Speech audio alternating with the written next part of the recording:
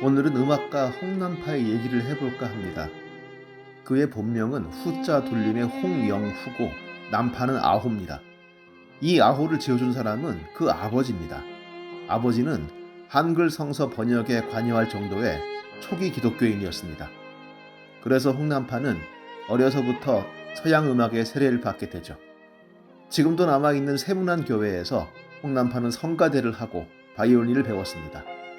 홍남파가 23 되던 해인 1919년, 이 해에 일어난 3.1항쟁은 수많은 청춘들의 인생을 바꿔놓거나 최소한 지워지지 않는 기억을 남기게 됩니다. 그즈음 홍남파는 동경 유학 중이었습니다.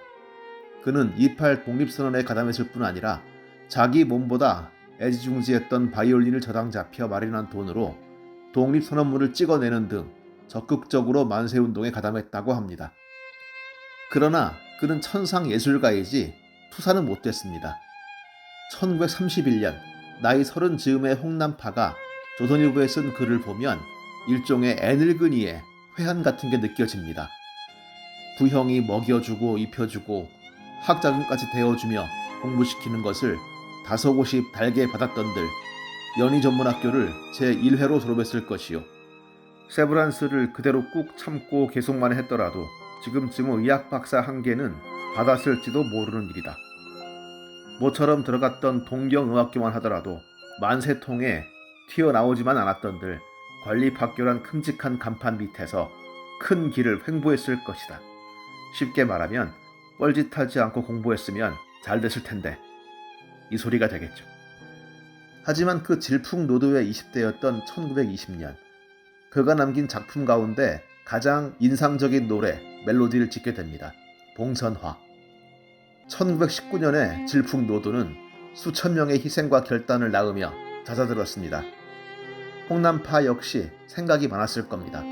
그렇게 만세 부르며 일어섰으나 별로 바뀐 것도 없이 기세 좋게 휘날리는 일장기를 바라보며 슬픔에 젖지 않을 수가 없었겠죠. 그는 바이올린 연주곡 하나를 짓고 애수라 이름 붙입니다. 몇 년 뒤 홍남파는 이웃에 살던 시인 김형준에게 이 멜로디의 가사를 의뢰하게 됩니다. 김형준의 집에는 봉선화가 만발했고 그는 꽃들을 바라보며 참 우리 민족 같은 신세군 같은 한탄을 곧잘했다고 하는데 실제로 가사에는 그런 한스러움들이 곳곳에서 물들어 번져납니다. 특히 노래의 3절 북풍 한설 찬바람에 내 형체가 없어져도 평화로운 꿈을 꾸는 너의 혼은 예 있으니 화창스런 봄바람에 환생키를 바라노라. 북한에서도 이 노래를 음악 시간에 가르친다고 합니다. 그리고 그들은 이 노래와 홍남파에 얽힌 또 다른 전설을 보태고 있습니다.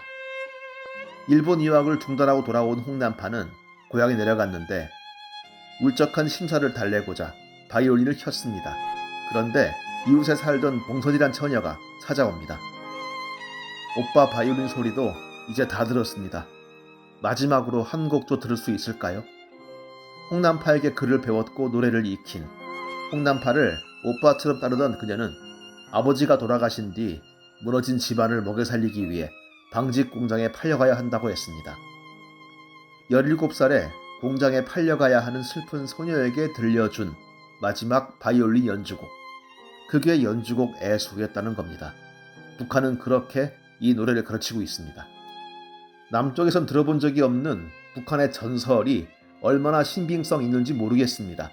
하지만 이 이야기를 듣고 봉선화 멜로디를 흥얼거리다 보면 눈물 그렁그렁한 봉선이가 노래를 들으며 입술을 깨물고 아직 꽃물 가시지 않은 손톱을 바라보다가 마지막 바이올린 연주 감사한다고 허리 깊숙이 숙인 뒤 자신의 집으로 돌아가는 뒷모습까지 거짓말처럼 선명하게 눈앞을 스쳐가게 됩니다.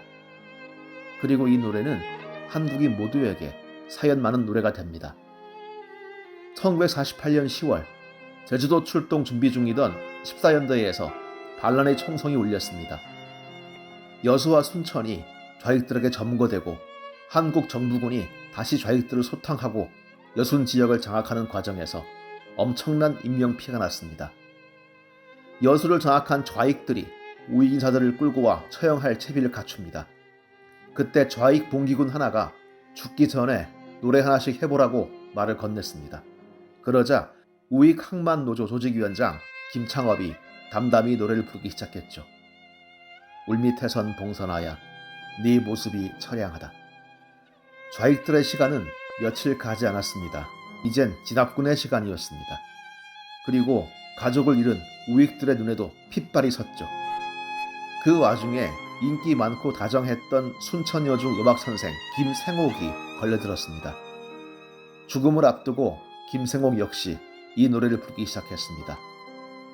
울밑에선 봉선아야 네 모습이 처량하다. 이 노래를 듣고 마음이 움직인 진압군 장교가 총살 중지를 명령하려고 손을 휘젓는데 병사들이 사격 개시로 알고 쏘아버렸다는 얘기가 전해집니다. 김생옥 선생이 가르쳤던 순천 여중 7기생들은 반란과 전쟁의 소용돌이 와중에 학적부가 사라지고 불타 제약 사실조차 제대로 인정받지 못했다고 합니다. 하지만 끈질기게 동창회를 가졌고 그때마다 그 모임의 말미에는 울밑에선 봉선화를 부르며 다정했던 선생님을 기렸다고 합니다. 이 노래는 그들에게 무엇이었을까요? 1941년 8월 30일 세상을 떠났던 홍남파의 친일 이력을 옹호하고 싶지는 않습니다. 하지만 그의 행적이 어떻든 그의 노래마저 부르지 말아야 할 노래로 치부하는 것에는 단호하게 반대합니다.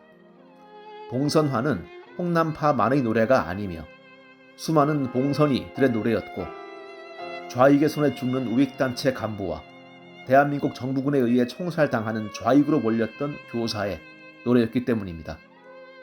어떻게 80년 뒤에 사는 우리들이 그렇게 칼로 두부 썰듯 역사와 노래를 단정 지을 수 있을까요?